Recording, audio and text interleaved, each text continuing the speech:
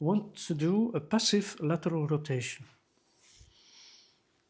I go to the end of the movement and then I slightly provoke and test the end feel. Idem na koncový pocit pri laterálnej pasívnej rotácii. I feel an elastic end feel. Testujem, či je tam taký elastický koncový pocit. But I did a mistake. Ale spravil som chybu. Because it's not the end feel of her shoulder I feel, it's the end feel of my Belgian beer. Ale nie je to, testoval som to správne, pretože to nebol jej she's much koncový more rozsah, mobile. ale o to, ako som sa opieral o brucho. Make sure you go to the real end.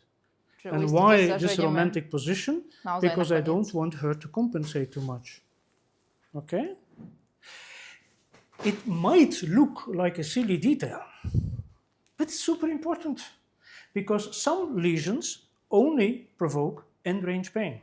Môže to vyzerať síce jednoducho, ale pri niektorých léziách je tá provokácia bolesti len na konci rozsahu. If we don't go end range, you don't find it.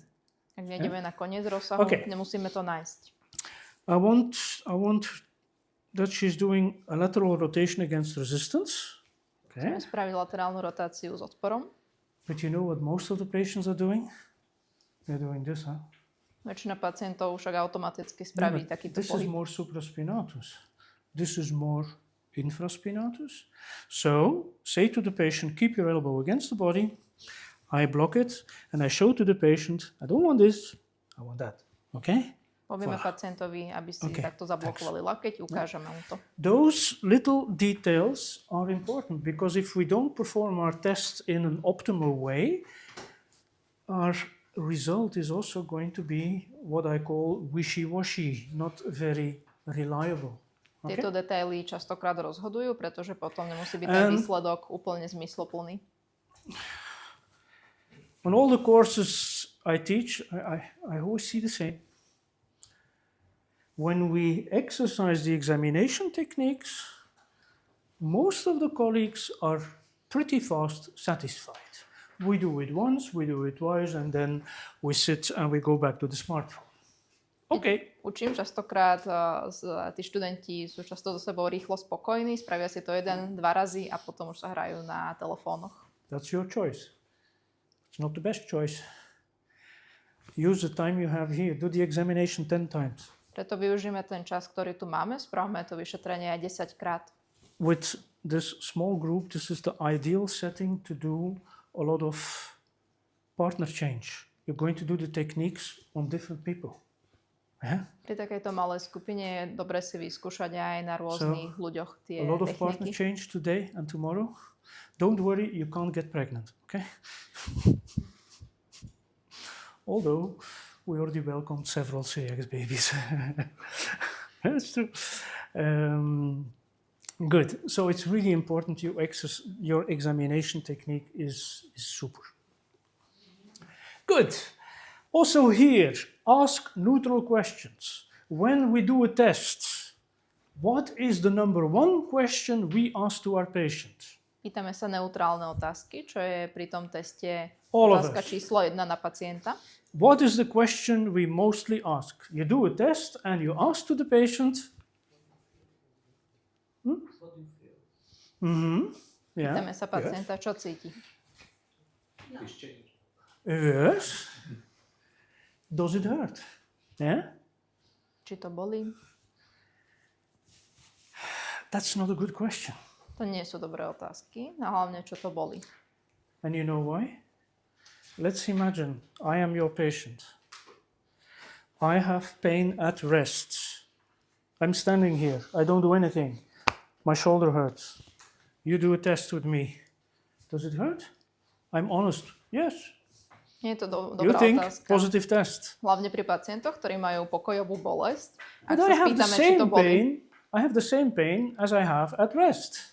pretože môžu mať tú istú bolesť pri tom teste, akú But majú aj v pokoji. I don't know the difference. You ask me, does it hurt? Yeah, it hurts. Huh? Nevedia posúdiť ten So rozdiel. never ask, does it hurt? Instead, as you say, does it change anything? Yeah. Pýtajme sa napríklad, či to mení niečo. Perhaps patient can have more pain. Či to spôsobuje viac bolesti. He can have less pain. Alebo menej bolesti. It doesn't change. And if the patient has pain, always ask where. Alebo ak má pacient Let's bolesť, vždy sa imagine pýtajme, you have kde. a patient with pain over here, and you ask him to do an extension. Does that change anything? Yeah, it hurts. Where? Don't automatically assume it's here. Huh? Then the patient says, ha ha ha, it hurts here, or it hurts there. Ak má pacient bolestivosť v tejto Extension oblasti, ide do is going to extenzie. cause a peripheralization. Nemusí to byť vždy tá bolestivosť v mieste chrbtice, môže spôsobiť aj periferizáciu bolesti. Clinically, it's important. Huh? Je to pre nás klinicky dôležité vtedy. Okay? So when you do 10 tests, 10 times you're going to ask, does it change? Yeah? Čiže ak spravíme 10 testov, vždy sa spýtame, či sa tá And bolestivosť then zmení. we performed our tests. We have the package of positive and negative tests. How do we interpret that? Máme nejaký súbor testov, máme pozitívne nálezy niektorých testov, Well, negatívne. something typical Cyriax. We're going to make a distinction between two groups of structures. Spravíme si v prípade Cyriaxa taký rozdiel medzi dvomi štruktúrami. Do they have contractile problem and or an inert problem? Či to je problém kontraktilný alebo inervačný. What is contractile? Muscle belly, musculotendinous junction, tendon, insertion. Kontraktilný môže byť sval, spojenie svalu šlachy. That's the môže to byť contractile group. úpon. What is the inert group? All the rest. Ktorá je tá druhá skupina, tie Ligament, štruktúry, ktoré sú burza, stále rovnaké. Disc, menisc, nerve, fascia, whatever. So this is my main question. At the end of the examination, what did we see? A contractile lesion and or inert lesion. Čo moja hlavná otázka je, že tie nálezy, či Okay. boli na kontraktilných štruktúrach alebo nemeniteľných štruktúrach. Aktuálne sledujete prednášku Stevena de Konika, belgického fyzioterapeuta a lektora ortopedickej medicíny Cyriax.